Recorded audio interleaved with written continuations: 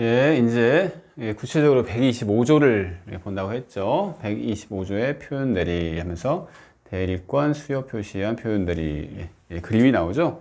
그림을 보면서 한번 같은 그림이에요. 책에 있는 거랑.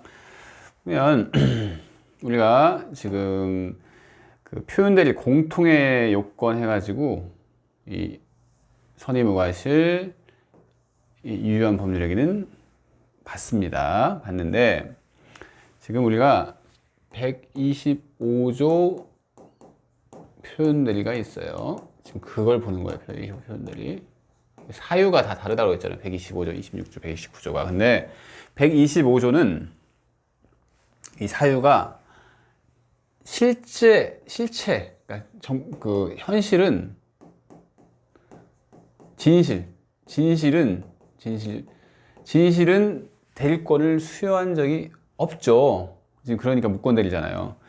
진실은 대리권을 수여한 적이 없는데 딱 그 보이는 모습에서 보니까 이 본인이 이 상대방 제3자에게 대리권 수요가 이 표현대리한테 대리권 수요를 하죠. 대리권 수요를 했다는 듯한 표시를 이 사람한테 한 겁니다. 그게 외관 형상이죠. 예를 들면 좀 더 쉬운데, 이제 이건 판례 있는 사안에서 이런 판례가 있습니다. 뭐냐면, 그 호텔, 헬스클럽, 헬스클럽 운영을 하잖아요. 호텔에서 운영을 하는데, 이 영업을 뛰잖아요. 영업을. 근데 명함에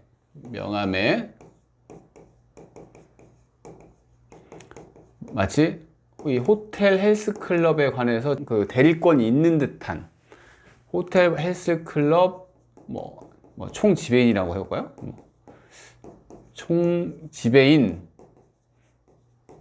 을이죠. 표현들이 얘기하니까 호텔 헬스클럽 총 지배인을 이런 명함을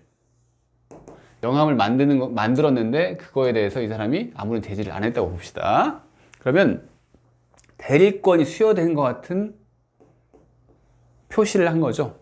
그거에 대해서 이제 본인이 책임이 있어요. 이 명함을 직접 본인이 만들었다거나 아니면 이 표현대리인이, 그러니까 무권대리인이죠. 이 쓰는 거에 대해서 전혀 제지를 안 했어요. 그런 경우에 대리권을 수여한 것 같은 표시는 이 사람한테 한 거죠. 그 명함을 보고, 이 사람이 상당히 이 권한이 있는 사람이구나 생각을 해가지고 어떤 법률행위를 한 거예요. 근데 그 법률행위는 대리권 없는 것 외에는 다 유효한 법률행위였다고 생각을 해보세요. 그런 경우에 이 본인한테 그 책임을 묻는 거예요. 125조의 표현들은 그런 상황입니다. 그럼 125조를 한번 읽어보겠습니다.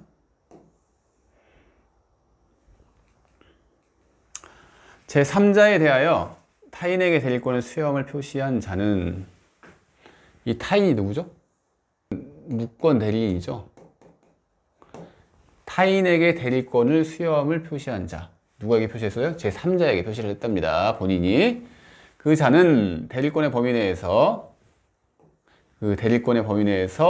행한 그 타인과 제3자 간의 법률행위에 대하여 책임이 있답니다. 책임이 있다는 것은 법률 효과를 그대로 받는다는 얘기죠. 그러나 제3자가 대리권 없음을 알았거나 알 수 있었을 경우에는 그러하지 않을까. 제3자는 선의 무과실이어야 한다. 이렇게 법조문에 규정이 되어 있습니다. 이제 이제 중요한 건 다 설명이 끝났어요. 의의는 그렇습니다. 실체와 외관, 이게 일치하지 않는 상황이죠. 이 경우에는. 그러니까 수요를 안 했는데 수요를 한 것 같은 외관이 있어요. 그래서 성립 요건을 봅시다. 본인의 대리권 수요의 표시가 있을 것. 이것은 아까 제가 예를 드는 거 무슨 얘기죠? 실제로는 대리권 수요가 없는데 표시가 있어요. 표시. 명함 또는 광고를 그렇게 했다거나, 대리권 없는데 대리권 있는 것처럼 광고를 했다거나, 이것도 비슷하죠. 그래서 대리권 있는 것 같은 외관 형성에 본인이 기여를 했다는 얘기죠. 이 수요의 표시는 특별한 제한이 없습니다. 그렇죠? 이런 것은 다 제한이 없잖아요. 그죠? 넘어가 봅시다. 그래서 이 판례를 한번 볼까요? 이 판례를 이게 좀 내용 자체가 어려워서 이걸 구체적으로 막 이 판례 자체를 막 어렵게 꼬아서 물어본 적은 없는데 여러분들이 이해하는 데 도움이 될 것 같아서 한번 가져와 봤습니다.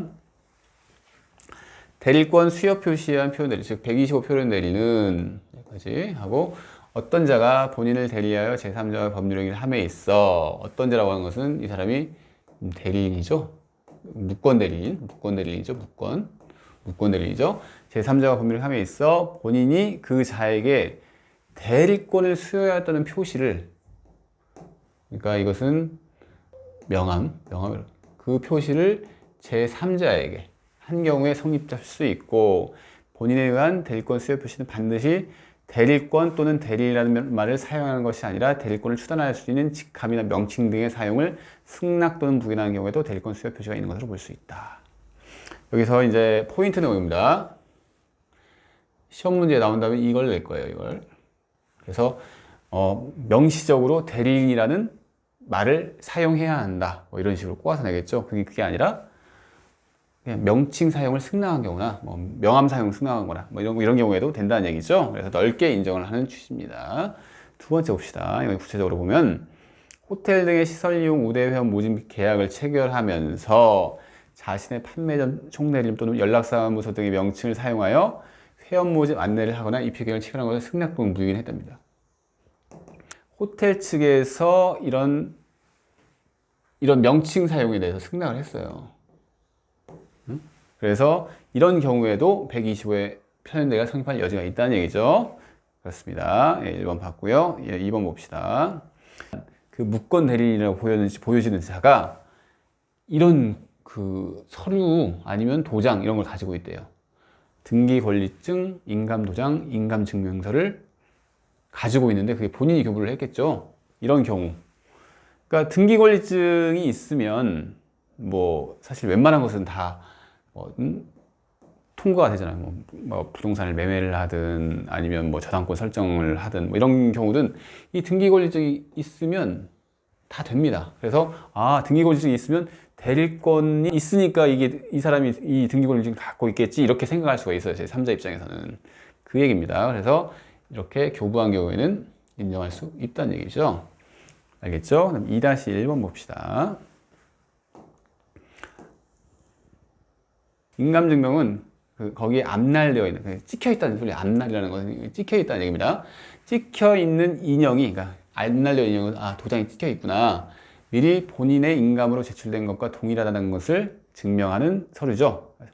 서류로서 그것은 일반적으로 문서 작성에 사용하는 인장이 본인의 실제 도장임을 도장임의 틀림없음을 확인하기 위해 사용되는 것으로서 인감증명서는 인장 사용의 부수에서, 그러니까 인감증명서는 인장이 사용될 때 의미가 있는 거예요. 인장이 사용될 때. 그래서 인장 사용의 부수에서 그의 확인 방법으로 사용되며 인장 사용과 분리해서, 이것은 뭐죠? 그냥 인감증명서만 갖고 있어요, 어떤 사람이.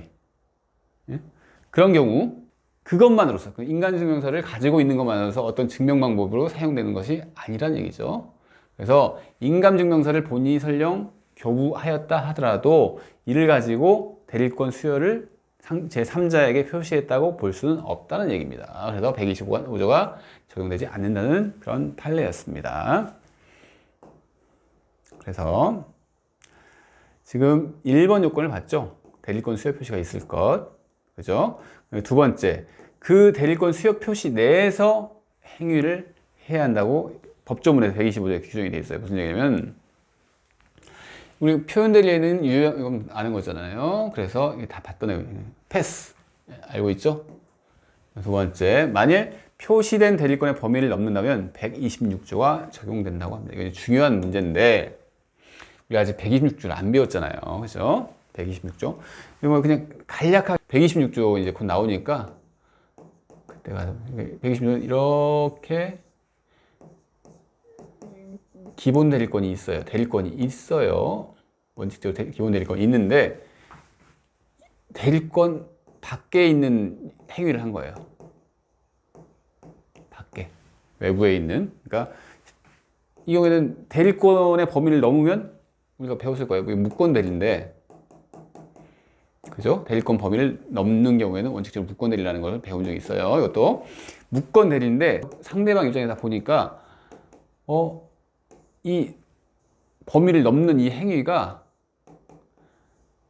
마치 이 대리인이 실제 대리권이 있는 사람이니까 대리인이 이 행위를 하는 데 있어서 대리권이 있는 것처럼 보일 만한 어떤 요소가 있는 경우에 이 상대방이 그거에 대해서 선의 무과실이라면 이 범위를 넘는 행위도 이 기본 대리권 안에 있는 행위처럼 봐서 그 효과를 부여하겠다는 표현 대리라는 이름으로 나옵니다. 바로. 그래서 조금 이따 다시 설명할 겁니다. 그리고 대리행위 상대방은 대리권 수여 표시를 받은 자에 한한다. 이것도 설명한 적이 있는데 표현 대리는 표현 대리 행위의 상대방만 주장할 수 있다고 그랬잖아요. 강력한 효과를 부여하기 때문에. 그래서 당연하게 그 연장선상으로 대리권 수요 표시를 받은 자에 한해서만 그 권리를 표현 대리라는 권리를 인정해 줘야겠죠. 그래서 대리권 수요 표시를 받은 자에 한합니다. 그래서 대리권 수요 표시를 그러니까 명함 사용을 그러니까 갑, 을, 병 했는데 이 만약에 갑이 만약에 그 명함을 병한테 줬어요. 병한테 대리권 수요 표시를 한 거죠. 실제는 대리권 수요가 없었는데 근데 이 정한테는 명함을 안 줬어요. 정한테는 안 줬어요. 근데 이 사람이 이 사람 을이 그런 권한이 있나 보다 해가지고 을과 어떤 대리 행위를 맺었어요. 이런 경우에는 보호가 안 된다는 얘기죠. 병처럼 직접 대리권 수요 표시를 받은 자에 한해서 그래야지 갑한테 본인한테 책임이 있는 거잖아요. 그죠? 그 얘기입니다. 받은 자에 한합니다. 예, 그리고 받지 않은 자는 적용되지 않죠. 예, 넘어가 볼게요. 3번 보십시다. 이것은 공통요건이죠. 상대방이 성의 무과실일 것. 그죠? 그리고 상대방은 그냥 선이 추정이 되죠. 그래서 본인 측에서 이 표현대리를 적용 안 받으려고 싶으면 본인 측에서 악의 과실을 입증해야겠죠. 예, 넘어가 볼게요. 예, 판례가 나오네요. 판례 보면 중개인이 본인인 회사에게 오피스텔 분양 희망자를 중개하여 주고 그 대가로 회사로부터 수주만을 지급받기로 하였으나 그러니까 오피스텔 분양 업무를 이 공인중개사분이 맡기로 했습니다. 그죠? 그 얘기죠. 그래서 그에 따른 대가로 수수료 몇 프로 해가지고 이렇게 수수료만을 지급받기로 했는데 중개인이 좀 욕심이 생겼는지 매매대금을 직접 수령을 했어요. 이 중개라고 하는 것은 여러분도 아시겠지만 계약 당사자 사이에서 이 법률 행위를 딱 중개하는 거죠. 그죠? 중개는 사실적 성격이죠. 그죠? 중개라고 하는 것은 가운데 껴서 자기가 그냥 중개 행위를 하는 겁니다. 이 어떤 법률 행위가 아니에요. 사실적인 행위예요, 이거는. 그래서 이 사람이 매매대금 수령 권한 이런 게 없어요. 그러겠죠? 오피스텔 분양 업무를 그냥 한마디로 사람을 이렇게 데리고 오면 이런 업무를 하는 거잖아요. 근데 자기가 직접 돈을 받았어요. 돈을. 매매대금을 수령했어요. 그러니까 수령하면서 매매대금에 대한 영수증을 발행까지 했어요. 그래서 영수증 명의를 당연히 자기가 막 임의대로 하는 거니까 회사 명의로 발행되지 아니고 중개인 명의로 발행이 됐다고 합니다.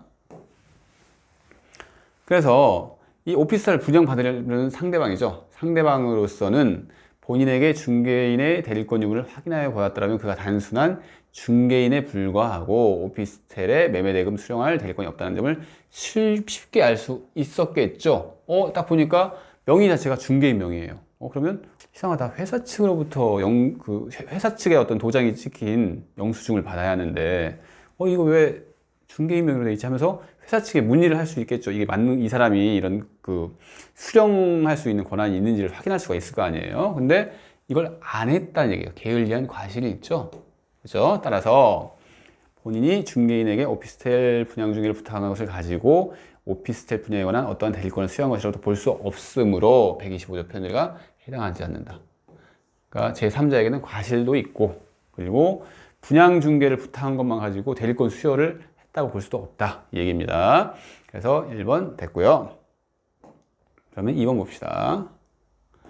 저당권 설정 계약 당시 무권 대리인이 본인의 인감증명서와 인감도장을 소지했을 뿐 대리인으로서는 의당 제시될 것이 통상적으로 기대되는 본인 명의의 등기 권리증을 소지하지 않았고, 이제 판례들이 이제 옛날 판례들이 있기 때문에 이렇게 뭐 의당, 뭐 당연히 이 소리죠. 당연히.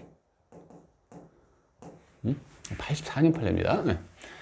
그래서 이 사람은 인감증명서는 소유했고 인감도장은 소지했어요. 하지만 대리인은 어떤 이렇게 재산상, 부동산에 관한 재산상 법률을 할 때는 등기권리증도 일반적으로 소지를 하고 있어야 돼요. 그래야지, 등기권리증이 있어야지, 이 사람이 진짜 이 행위를 하면 본인한테 효과가 계속 되는구나, 이렇게 확인할 수가 있는 거 아니에요. 근데 등기권리증은 현재 가지고 있지 않은 상태죠.